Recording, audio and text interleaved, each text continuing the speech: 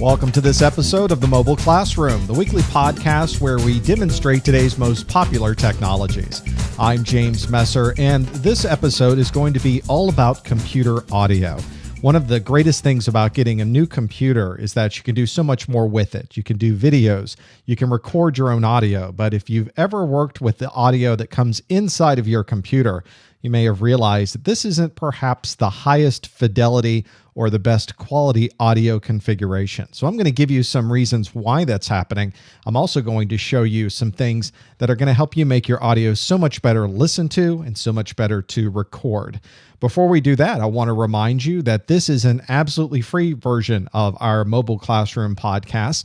Not all of our podcasts are free, but this one is. If you are a mobile member, which means you subscribe to the Mobile Classroom site, you can not only have this podcast in high resolution, but you also get access to a number of exclusive podcasts that are only for mobile members. If you'd like to learn more about that, you can find out more on our website. Just visit us at themobileclassroom.com/members. As we go through this podcast today, we're going to learn all about this technology behind audio inside of a computer. This is obviously something that is near and dear to my heart, considering the podcast and the amount of work I do with audio and video. We'll talk about playing audio and some of the challenges you may find of playing audio right out of your computer. We'll also talk about recording audio. It's very important when you're working with something like podcasting or just recording perhaps your own musical instruments or things that you would like to record around your house, that recording audio also becomes really, really important. So we'll talk more about that as well. When you start looking at the audio technologies that are out there, you'll notice there's a difference between analog and digital. Before we get into all of the different options you have for recording different things on your computer and how it works, let's talk a little bit about what you can expect to see in the marketplace from an audio perspective with analog and with digital. When you look at the back of almost every computer today, you're probably going to see jacks like this in the back. These are analog audio connections, and they are what we call TRS plugs. The TRS stands for tip, ring, and sleeve. It's referring to where the audio is coming out on these particular jacks that you have. Now, most often you'll see these referred to as audio jacks or 3.5 millimeter jacks or 1/8 inch jacks. And all of those are exactly the same thing. They're just referring to this very standardized type connector that you would plug in for your audio.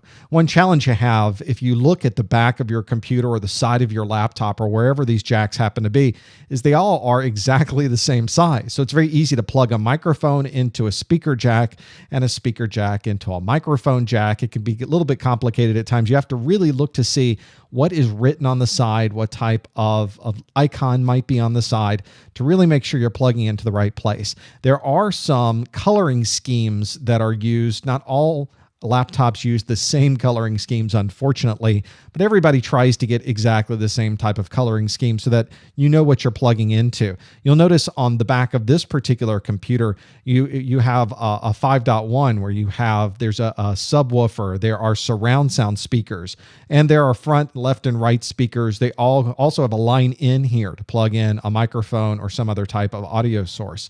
So you'll have to look at your particular machine to see exactly the type of jacks available to you. If it's a basic computer, you probably have a jack for a microphone. You probably also have another jack for stereo speakers, and that's really about it. On most systems, that's all you really get, unless you get something that's really designed with more audio jacks on the back of it, or you're installing additional hardware into your computer that will give you additional audio capabilities. And if you're doing a lot of audio, you play a lot of music, you do a lot of gaming, perhaps something that's expanded into a broader, a 5.1 with subwoofers type configuration would be right for you. One thing to keep in mind about these analog audio jacks, especially on laptops, is they can be kind of noisy. If you've gotten a new laptop and you've plugged in your headphones and you've put them on your head and you've listened, you may hear that there's a little bit of scratching noise whenever the hard drive is accessed, or you may notice there's a hum that is coming from inside of this. Unfortunately, these very small laptops have a lot of different electrical components inside of them. And it's very difficult to have that much technology inside of one device and not have some of the interference from these radio signals that come from these devices to interfere with the headphones that you're plugging right into the side of that computer. That becomes a little more difficult now to enjoy your music or to enjoy the game, because now you've got this extra audio interference in the background that just happens to be the way it is with some of these analog audio systems. If you're on a desktop computer, the problem isn't quite as bad, but you'll still run into problems with interference. So for this analog audio, how do you resolve this issue? How do you get rid of some of these interferences or these odd noises that you'll hear? Well, the secret, of course, is to go completely digital.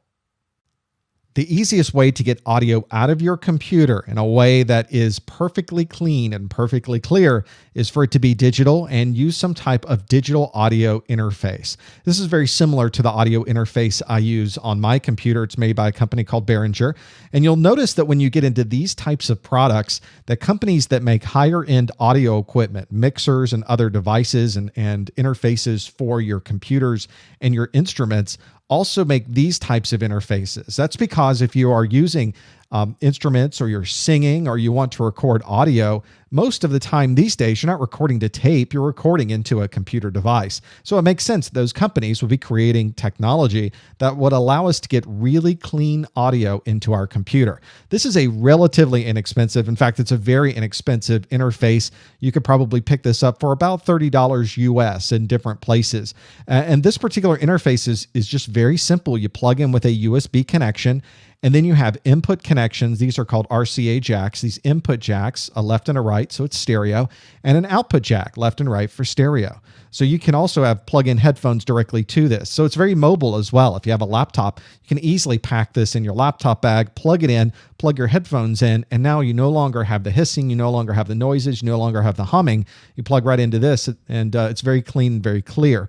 Volume connection on here, and you've got an optical output connection on this as well. Notice there's a monitor connection here, so you can hear what's going on in both directions, and you hear it right here on the interface.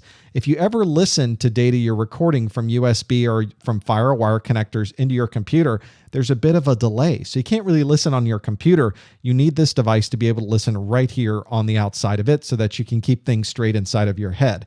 This is very, very easy to use, very simple, has very few drivers associated with it. So generally, these types of very simple interfaces install really, really easily, no matter what platform you happen to be running on. If you're a musician or you have other types of input that you would like to have into your computer, perhaps you're singing, you'd like some vocals to go into your computer, you might need a little bit bigger, a little higher end digital audio interface. You still have a USB connection on it, just like the one we were just looking at. But notice this one has different types of connectors on it. There's two inputs here. And these inputs, these are these hybrid type connectors that will fit a higher end, what they call an XLR jack. Those are those big round connectors on the end of professional microphones. They have those 3 pins inside of them.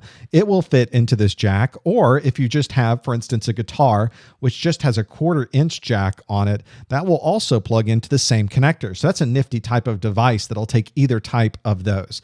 There's also monitor connections. Not only do we have input going into the system, there's also output. So it's almost exactly like the Behringer device we just looked at, except it's bigger. It also records at a higher amount of frequencies, and it records a much better signal coming out of this. It's really got a lot more hardware inside of it, so it's able to do a lot more processing and give us a lot higher quality.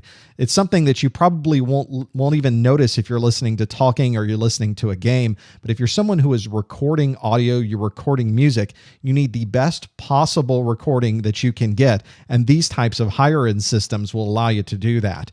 If we were to look at the front of this, you can see there's controls for the input. So you can decide how much volume, how much gain you want to have going into the system, and how much you want to mix between those, and how much output you want on your monitor jacks. And again, just like with the Behringer device, you plug your headphones right into this device, and now you can listen to all of this. And this is really nice because it's almost like having a mixer and an audio interface all in one. So if you're somebody who needs something mobile, you don't want to have to drag a big mixer around with you, you only need a couple of inputs and a couple of outputs. This is a really nice solution that allows you to get very high quality audio, relatively inexpensive, and something you can take anywhere.